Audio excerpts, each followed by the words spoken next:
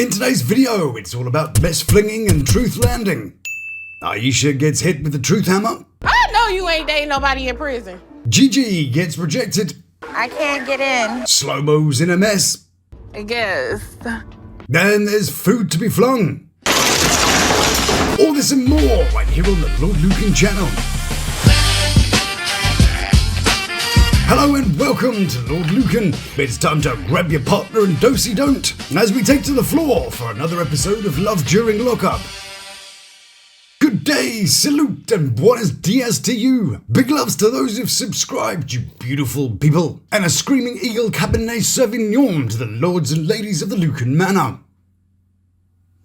Well then, mon petit pois, it's the penultimate episode of this season's Love During Lockup. It's been one of the least popular seasons of recent time, with some of the least popular cast members. If you missed it, we did a glorious live session just the other day to rate them. Oh, I'm bored to death of this guy. Yo, He's vanilla, like Gigi, but like a little bit worse. For me, he's kind of like the new Julius.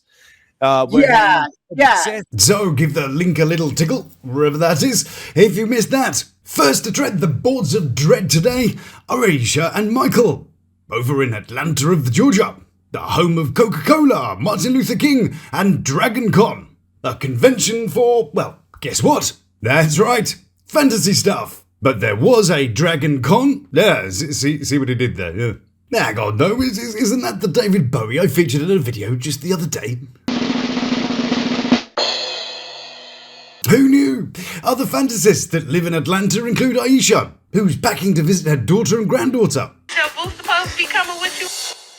So no, he's not coming this time. This time, yeah, or next time, or, you know, the next 999 times, depending on the parole board, of course. And this is one of those times where you have to ask yourself, did she forget that she's being filmed? It's like Damond in the last season, who was totally seeing Wally, and then somehow thought that Kiana wouldn't see it or something. You're on TV, then you're trying to keep a secret. Yeah, that's about a 0 on the centimetre. But Ayesha's daughter, as I'm sure you know, is a corrections officer. So Ayesha'a doesn't want her to think she's seeing one of those common scamming prisoners. This is her prisoner, who may or may not be scamming her. I feel guilty lying to my daughter about Mikhail. I told her, he's a farmer. A farmer? Yes, okay. You know, he just got caught selling some of that high-quality Nicaraguan potatoes to an undercover officer. It's like saying that El Chapo is quite into gardening. And it's really hard not being able to talk about this with her. Nah, I wouldn't worry about that. She can just watch the show back and find out for herself. Presumably, though, she does have to say something before the show airs, which is where we come in today. And all she has to do is make this sound convincing. Well, how's your boo? How's the farm life going? I think it's going good. Okay. Damn it, she could have at least made up something sort of farmy to try and put her off the scent, because that Okay. didn't sound too much like she was buying this story. She could have said something like, yeah, you know, he just hired an Arab fellow to help with the dairy section. Now he's got a milkshake. Anyway, check out the slippers. And is she small or is the furniture massive? You wouldn't want to fall out of that bed now, would you? And she's got a TV on top of what looks like a wardrobe. No wonder the cable doesn't reach the socket. But the bedside table kind of looks the right size, doesn't it? And it looks like one of those beds with the storage, but she's got too much in it, so now it doesn't close properly. When she's in bed, she must just have her legs in the air. A bit like Emily, really. But on the way to her daughter's house, Ayesha'a decides it's time to tell the truth. So when she arrives at daughter Shanice's house, she didn't really want to see out of the house then, no? It's like she wanted a house to live in, but she also wanted to live in a tree. Nailed it. So Shanice gives her boob a quick honk, and we get a bit of never-seen-before footage, where Ayesha'a gets some legal advice. You could make an Eighth Amendment claim, unusual, cruel, and unusual punishment. Is he drunk? Unusual, cruel, and unusual punishment. Yeah, fucking, I'll support you in the thing, innit, yeah? And Ayesha's grinning like a crazy person, because she's finally found the person that'll say the things that she wants to hear. None of this stupid realism stuff that everybody else seems to be spewing. But hey, for the small matter of a $4,000 retainer, he's willing to say whatever she wants to hear and fill in some meaningless forms. But before that, it's time for a makeover. Hair, we gotta go lighter with your eyebrow. Get me together, girl. It's time for Ayesha'a to break the news to Shanice. He is in prison. You never know, maybe she'll be really understanding. Maybe she'll decide to stand beside her mother and understand that the woman who's carried a Cabbage Patch doll around for the last 30 years shouldn't really be left alone for too long. I'm just wanting. I know you ain't dating nobody in prison. Guess not. And hey, what's wrong with a bowl of the old reality soup? I'm sure DJ Crystal, Ayesha's friend, is, great and all that. But a real friend tells you the truth whether or not it stings. An enabler just hands you some cushions as you walk off a cliff. A true friend holds up a mirror. An enabler just sort of dims the lights so you can't see the hot mess going on. And she's got a much better plan. Any eligible bachelors out there, tall, dark, handsome, with money, hit my mother up. Yeah, I like Shanice. And she's a strong one too. Being a corrections officer and all that. Some people hand you the truth with a bit of sympathy and a scone on the side. And some people, well, they sort of beat you over the head with it. He probably got like 2 other girlfriends doing the same thing. I doubt it. You think you the only one? I felt that one. It's like when you're a kid and you go around your friend's house and they get told off by their mother. And you stand there like, not quite sure what to do. So Shanice lets us know that this is standard inmate behavior. She's just the only one in the world and she's just so beautiful and lovely. And then turn around and we'll call another female. Who's that faffing about in the background? Oi, Karen, don't mind us. We're just filming a TV show over here. She just had to go out and pick her bush at that point in time, didn't she? She even put on her favourite purse for the occasion. Yeah, don't mind me. Girl, they don't even have soap operas on TV no more and you acting like one. Like, stop. Next we're off to Baltimore and Maryland, where Damond and Gates have their minds on very similar things. And after the entry fail with the lockup last week, where Gigi and Moomoo Mama got outsmarted by Padlock, Gigi's got a new challenge. He got approved for a visit today, but because it's family day, I don't know if they gonna still let it be regular visits. Ooh, well, that's a tough one. I mean, how would you even begin to work out that conundrum? Well, it just so happens that I've got a technological super-duper wonder that can help with this sort of thing. I mean, it might just be a crazy plan, but let's see how it goes, shall we? Here we go. Yes, can you visit Moomoo's prison on family day if you aren't family? Nope. But rather than just look it up, or other such radical ideas as, sort of give them a call, Gigi decides to travel the hour or so, and instead of doing all the sort of normal sort of stuff that other people might try, she decides to spend the journey picking her nose and giving her ears a bit of a once-over. Nice. She's such a demure-looking lady, but she can't keep her fingers out of her orifices. But wait, how did I know that it took over an hour to get there? Well, my delightfully inquisitive nugget. En route, she passes this bridge, which happens to be the bridge over Windsor Mill Road, just up from Gwyn Falls Trail, which is rather nice. See, you can take the Google cycle up the path. Let's overtake this guy. Hey, you, slow coach. Here we go. Yes, loser.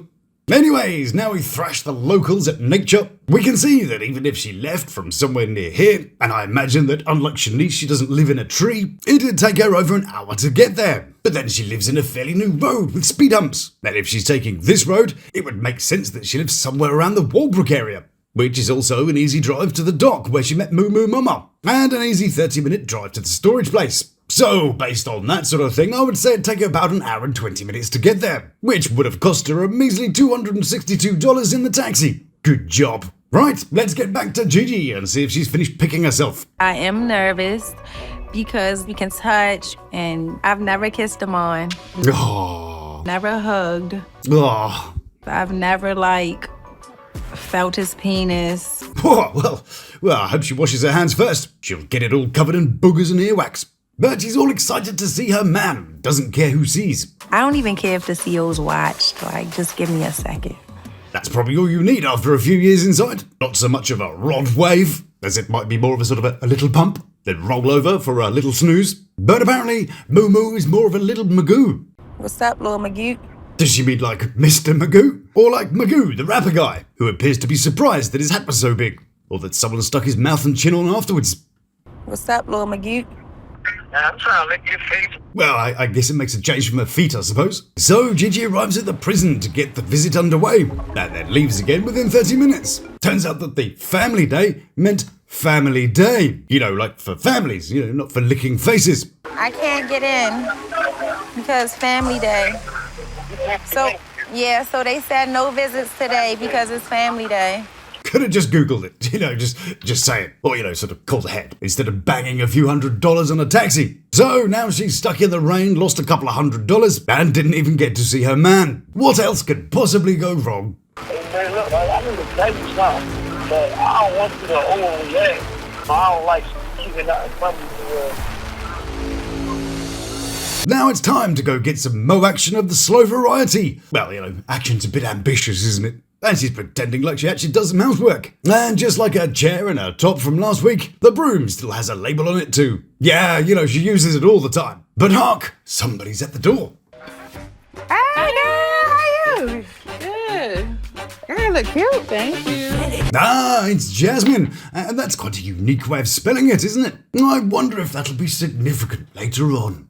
Wink. So then, Slow-Mo, introduce us to your new friend. Jasmine is my friend that I met in Cleveland. Now, I might be completely wrong about this, but I don't believe this is her friend at all. I have a feeling that she's a plant from the producers. I can't explain why I just thought that exactly. Only, that I had more hunches than Quasimodo. But you know me, it's not like I'll go out of my way to dig into the person to find out who they are. Hang on a second. Now, the name Jasmine is quite a rare way of spelling it. In fact, in the whole 340 million people that there are in the United States, there are precisely 111 of them, 42 of whom live in New Jersey. And in Cleveland, Ohio, there is precisely one. Now, I'm not going to reveal exactly who she is or her interactions with official people or her social media, as she is, of course, just an extra, and that would be unfair. However, everything about her checks out. Her job, her van, her socials. But there's nothing that publicly links her to Monique. And given how terminally online Monique is, especially on Facebook, it's unusual there's absolutely no trace of a friendship there. And as the great Judge Judy says, if it doesn't make sense, it's not true. And how much of a scripted line does this sound? I feel like she can give me a lot of advice. So I might be totally wrong, but I smell something fishy. And I'm not talking about Bella's brothel. Anywho, they're off to buy some sofas so Slow-Mo's house doesn't look so deserted. Are you nervous? I would be. She's not got a seatbelt on and you're flinging that van round the corner. Oh, steady as she goes. Oh, they made it. And Slow-Mo isn't in the footwell. Good job. I guess. At the furniture store, and Slow-Mo gets a call from Titus and decides it'd be a great opportunity to show how she can lie in the most unconvincing way possible. Just at the furniture store. Where you live? I'm by myself. Okay, not too bad, I suppose. The beginning was a bit weak, then it sort of tailed off with that massive pause in the middle, and the least said about the ending, the better. But apart from that, yeah, she nailed that one. Do they want nobody else? I got it. Alright. I plan on getting it back and install and deliver all that stuff. Yeah, I'm gonna call Jasmine and see if she'll help me. So instead of saying something, slightly more obvious and realistic like, I'm going to get it delivered, she opts to claim that she's going to get a teeny tiny friend who makes the optics in the van look a little bit like Derricky unbalanced. To do what exactly? Sort of chuck it on her back? I know he know you ain't about to lift no damn couch. But Titus is about to show us a bit of the true colour stuff. I don't need a whole party over this bitch. So I'm trying to set up myself. And it's unnecessary, that's all. No, I hear you. All right. Alright, later. All right, babe. Talk to you later. And now some people think this is all about being controlling, but I have a slightly different thought on this one. And I don't think it's necessarily because he's jealous and wants to keep her in isolation, just in case the other boys come and try and have a go. Oh, sorry, I couldn't even keep a straight face for that one. But I think it's in case he gets rumbled. All it takes is for Slow-Mo to meet somebody who knows somebody else that he knows. And by that I mean somebody who might know Titus's baby mama. And it's game over for what could be his real plan. If he loves and cherishes his baby mama, like he said in his court forms, which we must admit might be a little bit, untrue, then he would be very keen to make sure she's unaware of the other sugar mamas hanging around. He gets so upset with me hanging around my friends, especially my women friends. Like, why are you that jealous?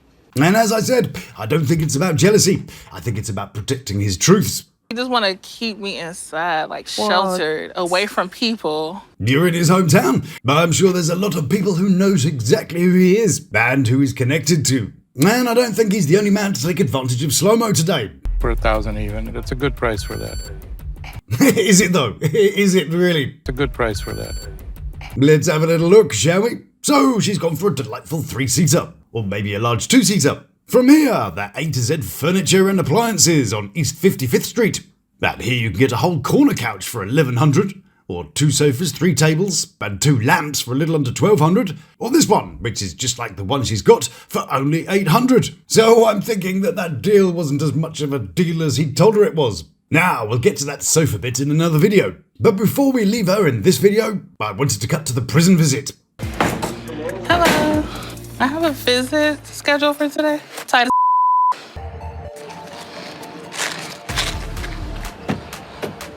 Well, you know, she failed to get into the prison, but she didn't fail to buy some snacks. So it wasn't a total loss after all. And she didn't have any labels hanging out, so, you know, small wins and all that. They on me. Oh, so what happened? Why didn't she get in? Well, we'll have to find out next time. Where are you at?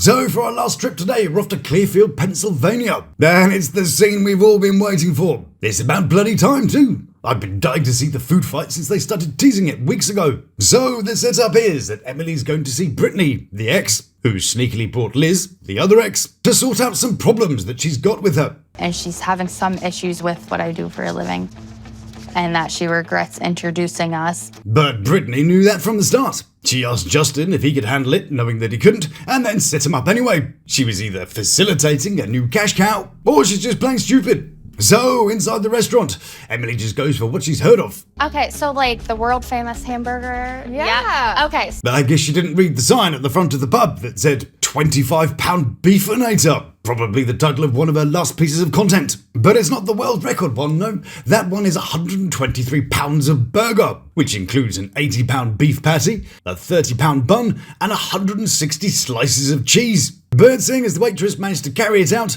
I'm pretty sure this is just the beefinator. Oh my goodness, it's juicy. I hope you guys are hungry. What the heck? So there's our ammunition for this evening. All we need is a couple of opponents and I think it's game on.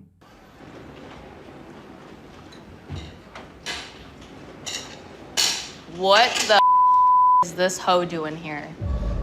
Falling out of her top by the looks of it. Well, one of them is making more of an effort to leave than the other. This one's headed for the door, this one's headed for the floor. No, I've missed all the wonky jokes since Wally's not in it. Let's recall one of the classic ones, shall we? This one's in jail, this one's out on bail. Now Emily claims that Liz is just a bit of a gold digger, and Liz claims that she's going to get together with Justin when he gets out. So Liz pulls out the receipts. That was just yesterday. So the only thing he wants is money. And here's where it all falls apart for Justin. While he was asking Emily for thousands of dollars, he'd also been asking Liz, who sent him $600 just the previous day. So Justin's just been playing them off against each other. But little does he know that they're putting it all together. Every single thing that could go wrong is just going wrong. Well, give it a minute. You ain't seen nothing yet. So we've got our team set up for the day. I hope nobody's got some fighting words. I'm just here to like confront. Okay, then confront it. And it's game on! I'm gonna need to dress appropriately for this one. Hang on a moment. Welcome to the drama in the Denny's, the Clearfield battlefield. Oh yes, it's Emily versus Liz and Britney. The knockout and try not to let your boob fall out. And Emily launches the first wave of attacks. And it's not You bitch. Oh, let's see that in slow motion. The first missile was a bit of burger, but it fell short of the target, bouncing on the table. So now she goes for the no-look pitch. Oh, that's a pro move. And it's good. A direct shot to the face. And with the famous last words. Try the burger. It's on! And Britney reaches for the beefinator. And as Emily wishes she had actually ordered the fries, she gets a full face of delicious American cheese and an assortment of condiments. Attached to probably about 20 pounds of burger. Liz is having a lovely time and takes a plate to the wrist. Emily reloads with a plate in each hand, but at the last minute switches for like a napkin. A napkin? I mean, who throws a napkin? Anyway, Britney throws up a guard to avoid a dangerously soggy napkin, and in come the security guys. Watch where you put your hands there, boys. The poor cameraman got a slice of the action too. I think he got struck with the old haymaker burger shot from earlier on. Wow, what a round that was. But who came out victorious? Well, Britney took a headshot with a bit of burger, then the signature soggy napkin. Liz pretty much got away mess-free. And I think if you're wearing a cheese beard, then you're probably not done too well. So at the end of that exchange, who's the winner? Nobody at all is the winner, because you're all fighting over a guy who's playing you all. Nil point. And with that, it's back to me in the studio. Well, that's all I have time for today, but I'll be back this week with the second half of the episode, so don't you go missing that. You know, sometimes the bravest thing that you can do is to walk past what's available and wait for what's worthy. Being alone isn't a punishment. It's a declaration that you won't trade your peace for company that can't carry your name. Value isn't something that you're given, it's something that you claim. There's a certain strength in choosing yourself, in stepping back from the noise and saying, I deserve better than this. Because loneliness isn't the enemy, settling is. When you refuse what diminishes you, you teach your heart to expect more, not less. And nothing changes faster than a life that decides it's finally worth more. Just like you and yours. Thank you so much for joining me here at the Man Up. It is, as always, a massive pleasure to have had you here with me. Let's do it again sometime soon, shall we? So if you like what I do, then please do like, subscribe, and check out one of these little beauties. And until I see you again, stay beautiful, love to my three, but you take care of yourself.